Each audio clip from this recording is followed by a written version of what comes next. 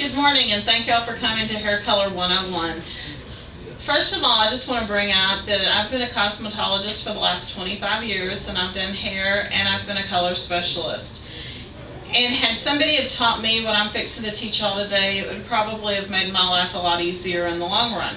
However, I would like to share with you the most important knowledge I know and how to make you become a more professional colorist. The first thing you must know is basic color theory and the level system in relation to hair color. Once the basics have been mastered, it really doesn't matter what color line you use because all of them follow the same standard. For further reference, I'd like you to refer to matrix.com, colorschemedesign.com, or redken.com, or three very reputable color sources or hair color websites that will really help you make your job more established. The first thing I want to bring out is the color wheel. Your color wheel is the basics to anything that has to do with hair color or color in general. You have three primary colors, which are yellow, blue, and red. And by mixing equal parts of all three of your primary colors, you maintain and get your secondary colors, which are orange, violet, and green. The one thing as a colorist you should always know is the complements. And complements mean that they are direct opposites on the color wheel. Complements will neutralize out each other. So let's say you turn somebody's hair green. If you mix red color in with your color, it will make that neutral and bring it back to a brown tone. So there's not anything through the knowledge of the color wheel that we can not fix if we make an error in our color process. But also you have to know your level systems in relation to hair color. And hair color is divided into 10 levels. Level 1 being the darkest, which is black. Level 2 is brown, or darkest brown. Level 3 is medium brown. Level 4 is medium dark, or excuse me, let me back up. Level 1 is black. Level 2 is darkest brown. Level 3 is dark brown. Level 4 is medium dark brown. Level 5 is medium brown. Level 6 is light brown. Level 7 is dark blonde. Level 8 is medium blonde. Level 9 is light blonde, and level 10 is lightest blonde.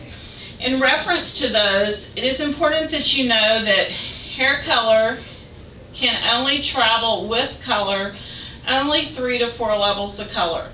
So if you're a level 1 and you want to lighten your hair 3 levels to a level 6 or 4 levels to a level 6, you have to make sure that you're using the appropriate colors it takes in order to neutralize out those colors so you don't get unwanted red tones.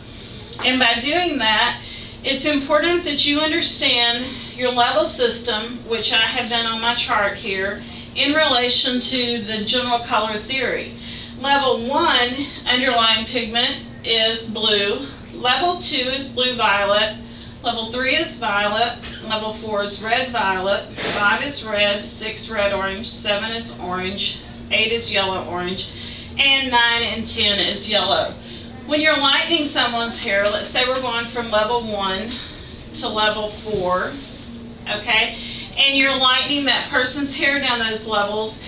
If you do it and you don't want red, you have to make sure that you're neutralizing out that red tone with a different level. And also on your level color systems, it also is broken down, and this is a color chart, and each individual manufacturer that makes these charts have them made the same way. You have your basic levels, then you have them broken down into different tones, tonal values, and tone means the amount, the warmth or coolness in a color.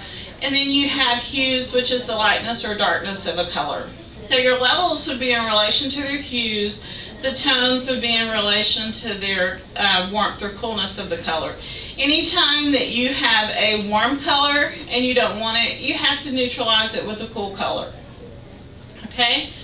Now, as we're going forward, I also want to bring out that there's 4 questions that must be answered in order to systematically do a formula for successful hair color.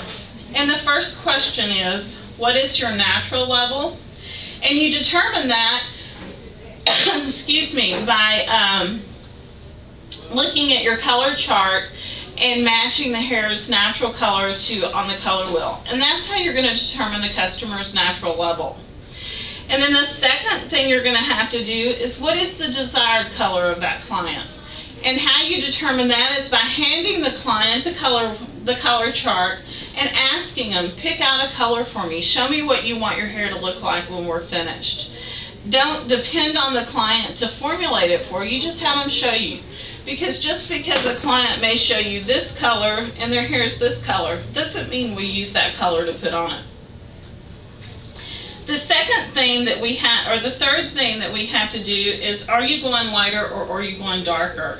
And you determine that again by your level system. If the client is a level 1 and they want to be a level 4, subtract 1 for 4, that gives you a -3, and that tells us that the client is going 3 levels lighter. Okay? On the same token, if that client is a level 7 or a level 8 and they want to be a level 5 or a level 6, that tells us that they're going 2 levels darker. And it is always important that when the client is going darker, that you make sure that you have the natural underlying pigments in place for that. Okay, now as we're moving forward, and I want to thank you for that, and just remember in your summaries, your natural level, your desired level, how light or how dark they're going, and the general condition of the hair is all very important. So to close, by learning the level system and the color wheel, it'll help you to perform a successful color without guessing. I want to thank you for attending my hair color workshop today, and I hope that you'll take this knowledge and move with you. And just remember, once you have a career, you'll never work another day in your life. Thank you.